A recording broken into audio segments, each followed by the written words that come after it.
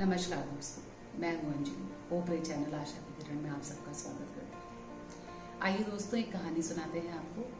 एक शहर था, उस शहर में एक व्यापारी रहता था। उस व्यापारी का व्यापार बहुत अच्छा चलता था, परंतु उसके दोस्तों की संगत काफ़ी खराब थी। नशा इत्यादि भी वो करता था।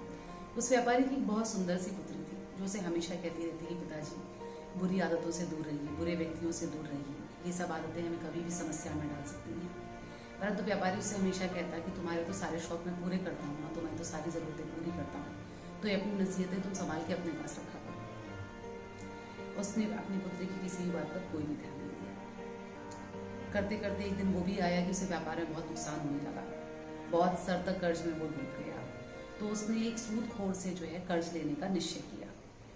सूदखोर जो था वो लगभग 65-70 वर्ष का वृद्ध, धूर्त, लालची किस्म का व्यक्ति था, जिसके बारे में मशहूर था कि अगर समय पर कर्ज व्यक्ति ना चुका पाए तो अपनी जायज़ नाजायज़ सब तरह की मांगे उनसे मंगवाता है।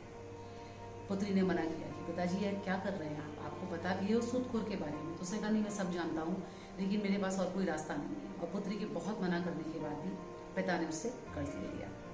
सूदखोर ने कहा पैसा तो ले जा रहे हो, ले जाओ, मगर अगर 1 साल की अवधि में वापस नहीं कर पाए तो ये ध्यान रखना कि मैं फिर जो कहूँगा तुम्हें वो करना होगा।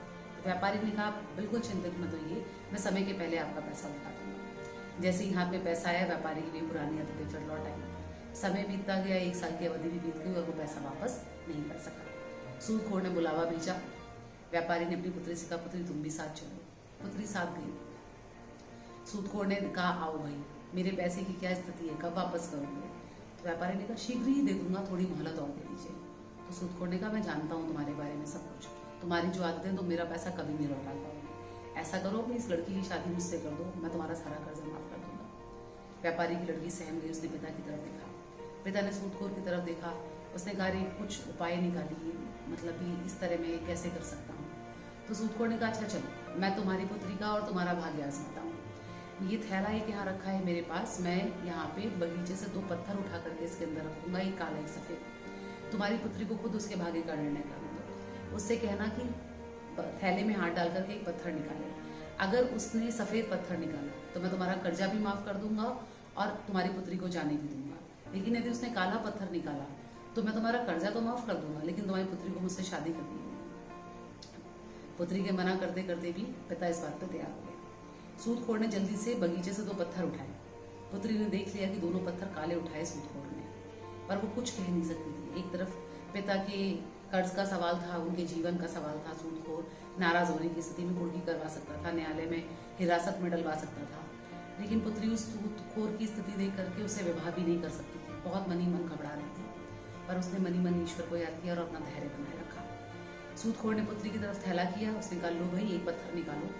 तो पुत्री ने कुछ विचार करके थैले में हाथ डाल के दोनों पत्थर उठाए, पर उसने बाहर निकालते वक्त एक पत्थर जमीन में गिरा दिया और एक पत्थर वापस थैले में छोड़ दिया।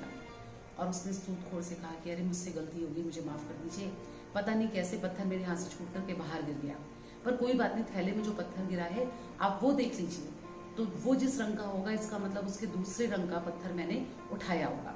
सूदखोर जो है वो झुंझुला उठा। वो लड़की की चाल समझ गया, लेकिन चूंकि वो कुछ कर नहीं सकता था, इसमें ये उसका खुद का बनाया हुआ खेल था, इसलिए वो कुछ भी नहीं कर सका। उसने थैले में हाथ डाल के काला पत्थर निकाला। तो पुत्री फौरन बोली इसका मतलब मैंने सफेद पत्थर उठाया था। अब आप अपने दिए वचन के अनुसार मेरे पिता का कर्ज माफ कर दीजिए और मुझे जाने दीजिए। न चाहते हुए भी सूदखोर को उसका कर्ज माफ करना पड़ा और उस लड़की को जाने देना पड़ा। तो दोस्तों, इस तरह धैर्य को बनाए रखते हुए और साहस का और हिम्मत का परिचय देते हुए उस पुत्री ने इतनी विपरीत परिस्थिति में भी अपने पिता का कर्ज माफ करवाया और अपना जीवन बचाया। परंतु दोस्तों, इस कहानी से जो सबसे बड़ी शिक्षा हमें मिलती है वो ये कि हमें ऐसे व्यक्तियों से दूर रहना चाहिए जिनका कोई भी मॉरल ना हो, जिनका कोई भी नैतिकता ना हो। उस पिता की क्या नैतिकता जो जिसने कभी पुत्री की सलाह नहीं मानी और उसको इतनी बड़ी मुसीबत में डाल दिया। उसको सूदखोर की क्या नैतिकता जो 70 वर्ष का होने के बाद एक 18 वर्ष की कन्या से विवाह करना चाहता था। तो यथास्थिति तो ये संभव प्रयास करें कि ऐसे लोगों की संगत में रहें ही नहीं, लेकिन यदि कभी ऐसी स्थिति पड़ भी जाए तो रिश्ते कितने भी प्रगाढ़ क्यों ना हो, ऐसे संबंधों से व्यक्ति को तुरंत अलग हो जाना चाहिए। आपको पता नहीं जीवन में किन किन कष्टों और शर्मिंदगियों का सामना आपको करना पड़ जाए।